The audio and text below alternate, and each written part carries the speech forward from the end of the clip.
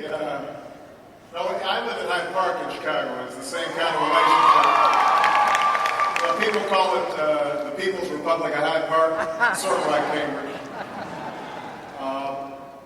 And then I came back to Boston and I gave this little speech that went pretty well.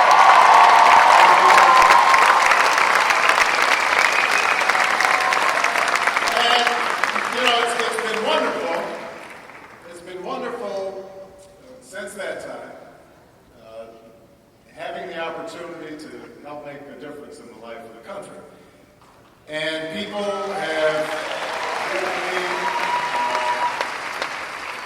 have given me a lot of attention, a lot of ink in the newspapers. But what people don't remember is what it was like when I first ran for the United States Senate. In fact, they don't recall the first convention that I went to, which was in the year 2000. And I was then a state senator, and I had run for Congress against a Democratic incumbent, and had gotten beat to a pulp. I had just gotten walloped, and because I had taken time off my law practice, I was broke, and my wife was mad at me, and some friends said, to cheer you up, you need to go to the Democratic National Convention. And so I took a plane ride out to Los Angeles. This is in the year 2000. Get out of LAX. I go to the rental car place. I start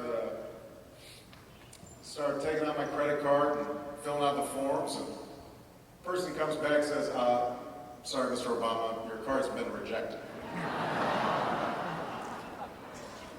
And I had to get on the phone with American Express and beg them to authorize my rental car. And I drove to the Staples Center, the convention center, and I was very proud that I had this credential for the convention. And I presented, and it turns out that it gave me all access to the restrooms throughout the Staples Center. I was in the nosebleed seats. I couldn't get into anywhere. So it didn't cheer me up. And so that's the context in which I announced for the United States Senate. And the general consensus throughout Illinois was that he's a fine young man. He's done some great work in the state legislature. There's no doubt that he could perform well as a United States Senator. But let's face it, the people of Illinois are not going to elect a black guy born in Hawaii with a father from Kenya and a mother from Kansas named Barack Obama. It's not going to happen. It's not going to happen. But here's the thing. There were some people who believed. There were some people who said, even though he may not be the favorite, even though there's a field of 7 candidates, one of them the favorite son of the Democratic Party in the state of Illinois, a sitting state comptroller, even though there was another guy who was worth $400 million and had spent $30 million on the race and started running television ads in the summer before the election. Even though there were 5 other well-qualified candidates, there were people who said, there's something about Barack's message that appeals to us. Because it seems that he cares, because it seems like he has a different idea of politics. An idea of politics that says politics is not a business, it's a mission. The notion that there are times where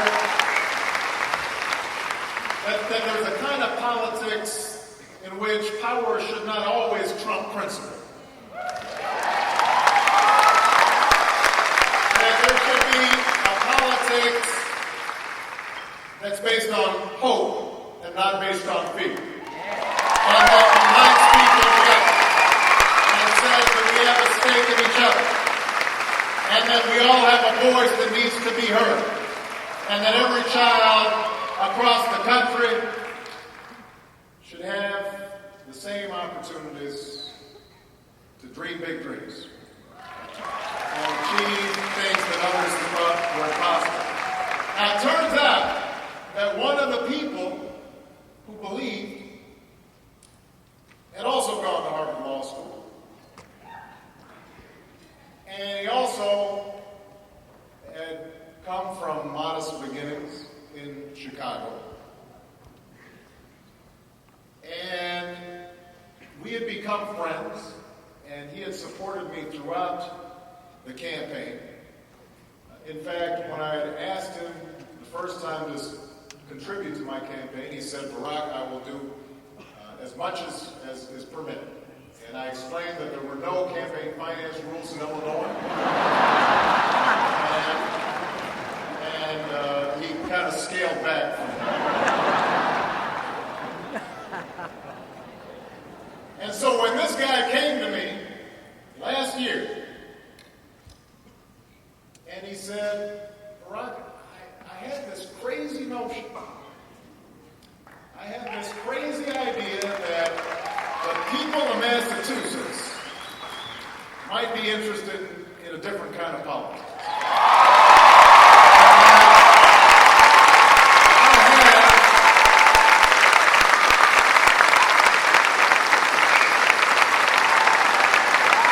I've got this hunger to serve. And there's a lot of smart money out there that says I shouldn't do it because I'm comfortable and it's too much work. And the fact is that a black guy with a funny name can't win the chief executive office in Massachusetts." And I said to this guy, "You know, I've got a feeling about you. I believe in you. I believe in the reason that you want to get into politics. I think you aspire to serve. And I think that you want to get beyond the partisan bickering and the backbiting and the inside maneuvering. And you want to lift up the kind of politics that I hope to stand for. And so I want you to know that I will be foursquare behind you, and I'll do anything I can to make sure that you are elected." And now, lo and behold, 1 year later, the day before the caucus, it turns out that this man, who they said could not, in fact can. Nobody counted on being here is he. The person who I have proud to call a friend, the man who is going to be not just the Democratic nominee for governor in the state of Massachusetts, but the man who is going to be the next governor of Massachusetts.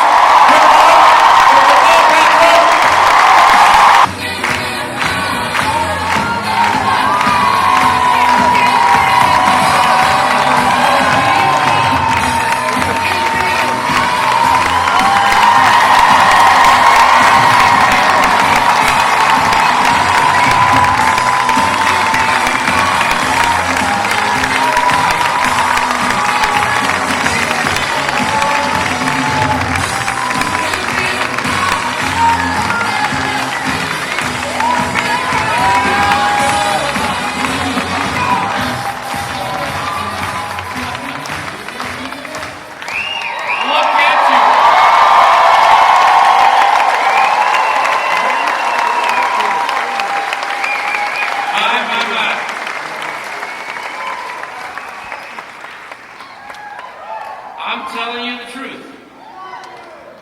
You know your campaign's on fire when your warm-up act is Barack Obama.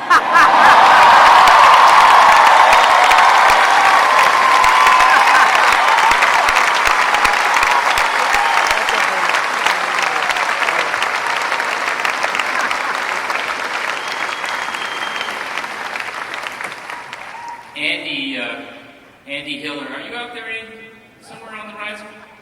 I assume you are. Andy Hiller asked a question at the press availability, and I was answering by telling a story about a conversation I had with a delegate the other day who said that bringing that fella in from New York, from Illinois, he said, is a mistake.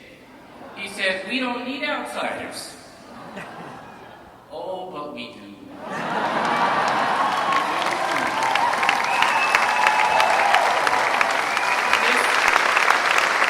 And the reason we are all here today is that we are unwilling to accept the same lack of imagination and creativity that over many years and many administrations brought us to this place. We know it doesn't have to be this way.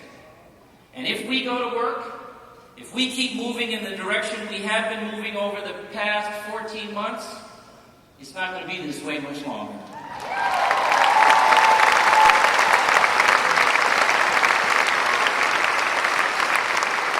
I want to tell you how I know that. I want to tell you how I know that. I grew up on the south side of Chicago, as some of you know. Not the garden spot. I lived there with my mother and my sister and my grandparents in a 2-bedroom tenement. In fact, I shared one of those bedrooms in a set of bunk beds with my mother and sister. So you go from the top bunk to the bottom bunk to the floor every third night on the floor. I went to big, broken, overcrowded, under-resourced, in those days segregated public schools. But you see, we had a community. Because that was a time when every child was under the jurisdiction of every single adult on the block. If you messed up down the street in front of Ms. Jones, she would, as we used to say, go upside your head as if you were hers. And then call home, so you get it 2 times. There was a reporter for the Globe who actually found Ms. Jones the other day. Who is now the age I thought she was then.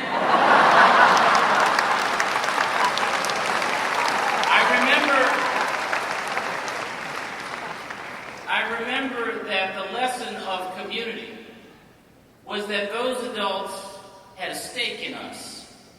And they expected us as kids to understand we had a stake in others. My mother took me to hear Dr. King speak one time on the south side. I think it was in Marquette Park. Why am I looking at you? You're too young to know this. Actually, I'm too young to have remembered a single word he said. I was too young. I was 6 or 7 years old at the time. But what I do remember is what it felt like. Because there was this incredible solemnity in the room. And we were connected to all these other people just like me, of limited means, but limitless hope. Limitless hope. And we were taught by experiences like that and by others who saw their stake in us that hope is a tangible thing. You can build a whole life on hope. And I have.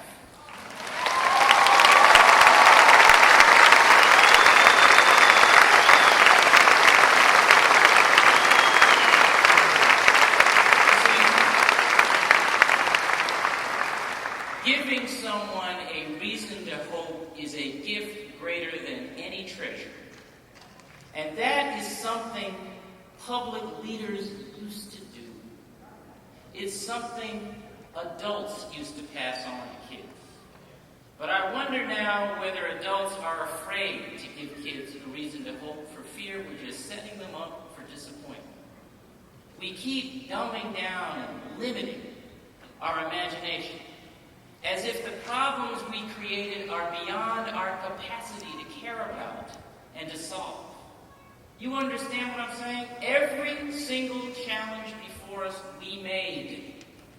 A lack of imagination, a lack of creativity, a bad judgment that went uncorrected. Every single one was made by human hands and human thought. And there isn't a single one that is beyond our capacity, I believe, to fix.